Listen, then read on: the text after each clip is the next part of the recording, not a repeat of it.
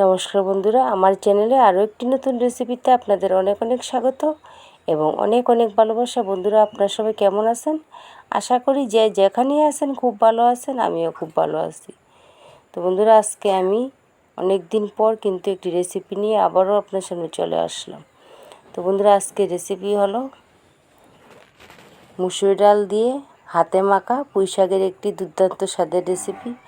তো চলুন দেখে নিন রেসিপিটা আমি কিভাবে করি, কি দিয়ে করি। আর দেখার আগে বন্ধুদের কাছে অনুরোধ করব, ভিডিওতে অবশ্যই একটি লাইক দিয়ে না টেনে পুরো ভিডিওটা দেখে সুন্দর একটা কমেন্ট করে আমাকে আরও উৎসাহিত করবেন ভিডিও করার জন্য। তো এখানে দেখেন, আমি আমার বাগান থেকে একদম টাটকা টাটকা পুঁই শাক কেটে নিয়ে আসলাম। তারপরে এগুলি এখন আমি সুন্দর করে বেছে ধুয়ে নিয়ে নেব।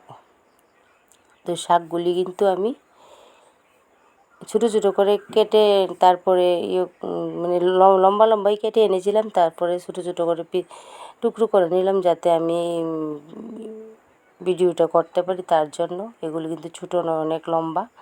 তো তারপরে কিন্তু এগুলি ধুয়ে বেছে চলে আসলাম। এদিকে আমি নিয়ে নিলাম কড়াইয়ের মধ্যে আমি নিয়ে নিলাম কেটে রাখা পুঁই শাকগুলি। তারপরে দিয়ে দিলাম প্রয়োজন মতো মুসুর ডাল, দিয়ে দিলাম বেশ খানিকটা পেঁয়াজ কুচি, তারপরে দিয়ে দিলাম বেশ খানিকটা কাঁচা লঙ্কা। জালটা আপনারা আপনাদের প্রয়োজন মতো দিবেন।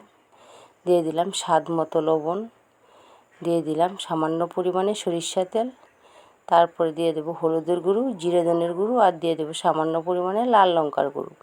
এই রেসিপিটা একটু ঝাল ঝাল হলে খেতে খুব ভালো লাগে।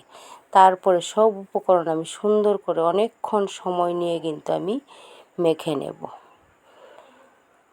তো বন্ধুরা, আমার এই রেসিপিটা আপনাদের কাছে কেমন লাগলো কমেন্টে অবশ্যই বলবেন। নতুন দর্শক হলে আমার রেসিপিটা দেখে যদি বেশি ভালো লাগে তাহলে আমার চ্যানেলটাকে সাবস্ক্রাইব করে পাশে থাকা বেল বাটনটিকে অন করে অল অপশনে ক্লিক করে দিবেন, যাতে করে পরবর্তী ভিডিও নোটিফিকেশন সর্বপ্রথম আপনাদের মোবাইলে চলে আসে। আর সাবস্ক্রাইব করে আমার পরিবারের একজন নতুন সদস্য হয়ে আমাকে আরও এগিয়ে নিয়ে যেতে সাহায্য করবেন বন্ধুরা। তো এখানে কিন্তু আমি অনেকক্ষণ সময় নিয়ে এগুলি মেখে তারপরে আমি হাতটা দিয়ে আর সামান্য পরিমাণে জল দিয়ে আমি ওভেনে বসিয়ে দিলাম। তারপরে আমি দিয়ে দিলাম আরও কিছুটা জল। তো জলটা আপনারা আপনাদের প্রয়োজন মতো দেবেন। তারপরে কিছুক্ষণের সময়ের জন্য আমি ডেকে দিয়েছিলাম। তারপর কিছুক্ষণ পর এসে ঢাকনাটা খুলে আমি আবারও একটু নেড়ে চেড়ে আবারও কিছুক্ষণ সময়ের জন্য ঢাকা দিয়ে দেব। তো আপনারা যদি চান এটা শুকনো শুকনো রাখবেন তাহলে জলের পরিমাণটা কম দিবেন। আর যদি মনে করেন একটু মানে ডালের মতো একটু পাতলা পাতলা রাখবেন তাহলে জলের পরিমাণটা একটু বেশি দিবেন। তা আমি কিন্তু নেড়ে চেড়ে আবারও কিছুক্ষণের জন্য ঢাকা দিয়েছিলাম। তো এখন আর ঢাকার প্রয়োজন নেই, এগুলি আমার সব সুসিদ্ধ হয়ে গেছে। ডাল, পুঁই ডাঁটা সব কিছু আমার সুসিদ্ধ হয়ে গেছে।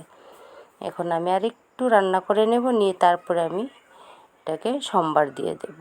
তো আমি আরও কিছুক্ষণ রান্না করে নিলাম।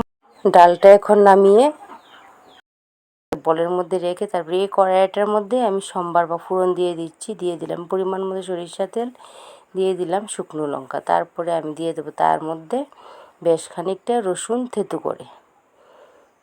তো আপনারাও যদি কোনো দিন ট্রাই করেন এটা, রসুন দিয়ে একদিন সম্বার দিয়ে খেয়ে দেখবেন, আর একদিন জিরে বা কালো জিরে বা পাঁচফোড়ন দিয়ে খেয়ে দেখবেন। কিন্তু আমার মতে রসুনটাতেই বেশি ভালো লাগে, এই জন্য বললাম আমি রসুন দিয়ে একদিন খেয়ে দেখবেন।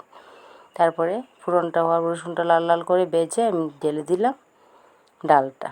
তো এখন আমি আর কিছুক্ষণ এটাকে কুক করে নেব।